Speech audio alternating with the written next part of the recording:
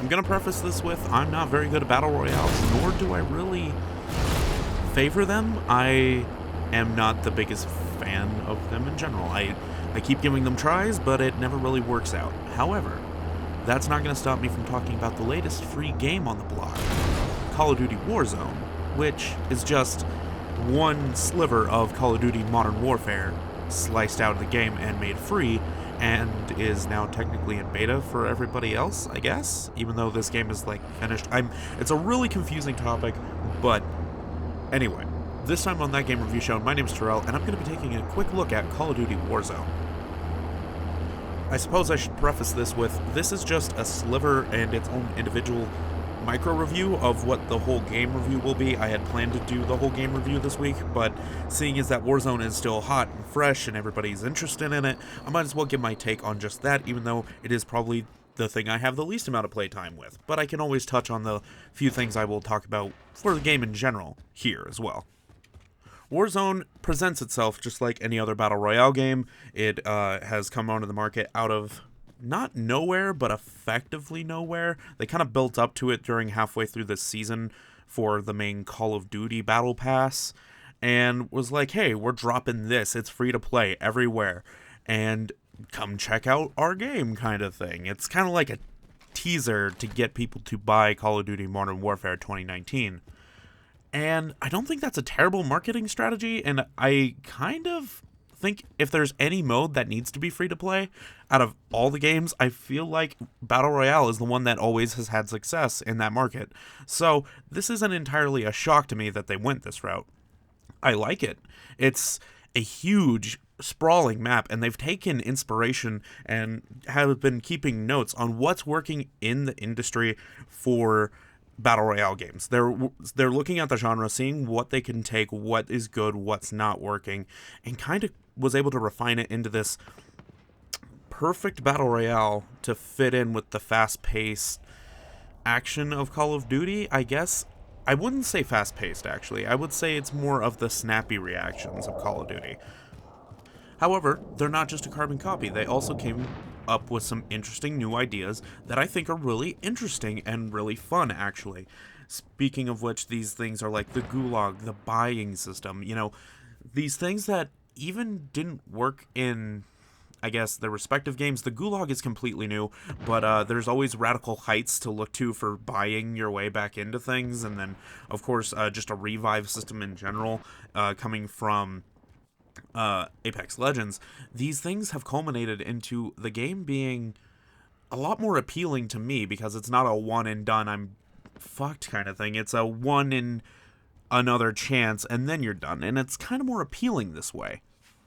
Anyway, the map is absolutely massive. It is the entire map from the specialist packages from Call of Duty Modern Warfare base game. It's that map, and then I think a little more, if I'm not mistaken.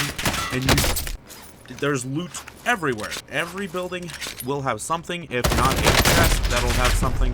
The loot could be a little bit more diverse. It really is hard to find the certain rare items.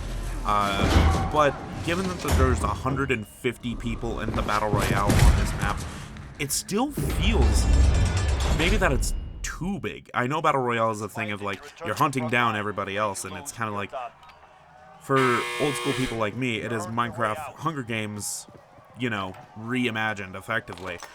And it's quite well here, and I think that given the way you jump out of the plane, you can see how many people are still in the plane, you will see a gunfight pretty early on no matter where you end up dropping. You're not going to drop into an area and be completely left alone. It's always fast-paced, jump to gun, quick action, after looting real quick. And that's just across the board, and I think that's great. What is different from its other Battle Royale counterparts is that it has the buying system that Radical Heights kind of had, except now you could buy in your loadouts from multiplayer, you can buy in kill streaks, you can buy in armor plates, you can buy in these things that will really help you out, and that's what making money and looting is really, really useful for. As well as it's just really nice to be able to buy back another revive for your team if you're playing in the squads, because it can save the entire team by doing that. On the other hand of revives, we have the Gulag, which the Gulag system is a prison. It is effectively the prison map from 2v2s in the base Call of Duty game. A lot of this is taken from the other Call of Duty game and made to work well with one another, and I think it turned out really great. But you go into this 1v1 fighting scenario, and you have to win. You are given weapons, and you're told to win with those weapons, and that's that. Whoever wins gets put back in the game. Whoever loses is done. They're done with their match. And it's more challenging than the Battle Royale, I would say, because the Battle Royale is you're always listening, you're always doing this, that, and the other. But this one's like, can you have the reaction time to stay in the game? Prove yourself to the game as to why you should stay in, and that's kind of how I'm looking at it right now. Is the Gulag is strictly there to prove that you should still be in the game, that this was a fluke and that you deserve to go back in, because you're gonna have to re-loot, you're gonna have to re-gear up and re-get set up every time you do that, and that's only one other time, so you're really at a disadvantage for having to go to the Gulag, but you're still in the game, so it's still a chance.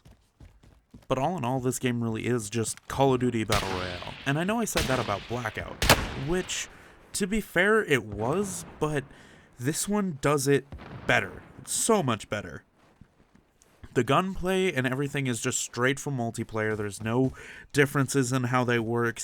It is just perfect for how it works. And, I mean, if that's what you want, is a nice feeling, solid shooting Battle Royale, I think this game is going to offer that in spades. It will be phenomenal, and it is free. So, with that being said, I highly encourage you to give this game a try if you are looking for something to play during these interesting times. And furthermore, give it a try, download it. It is a hefty download, but I think it'll be worth it in the short term or the long term if you enjoy Battle Royales. Anyway, thank you guys for watching this week's video here on That Game Review Show. I wish you guys to stay safe in these interesting times. Matthew will be here next week, and I will see you guys next time. Bye-bye. Looking for something